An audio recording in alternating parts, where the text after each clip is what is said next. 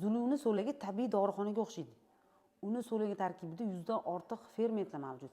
Jumladan, xerudin qonni suyultirib, tromblarni eritadi va yurakni himoya qiladi. Bedalin va egilin yallig'lanish va og'riqni kamaytiradi. Giolerinindaza hujayralarni yangilaydi, organizmni yoshartiradi.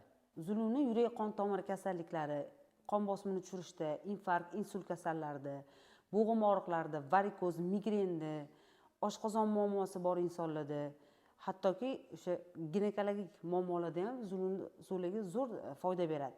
O'zimni tajribamdan kelib chiqib, hozir grejasi bor, o'sha bo'yinida, belida nerv sohalarini siqib qolgan shu bemorlarimizda zo'r foyda beradi. Shu qo'l uyushlari, oyoqda og'riqlarni zuluni so'lagi zo'r yechib beryapti. Ya'ni og'riqni yo'qotib beryapti.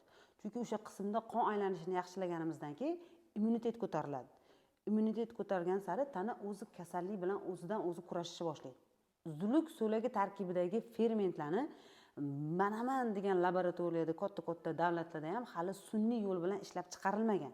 Shuning uchun hozirgacha qadimdan hozirgi vaqtgacha zuluni o'zidan girodoterapiya asosida davolab kelinmoqda. Bizning klinikalarda ham bu davo usuli qilinadi. Zululi ishonchli joydan olinadi. Bir marta qo'yilgandan keyin boshqa uzulu foydalanilmaydi. Kimda kim shunaqa muammodan qiynalayotgan bo'lsa, bemalol kelib muolaja olishingiz mumkin.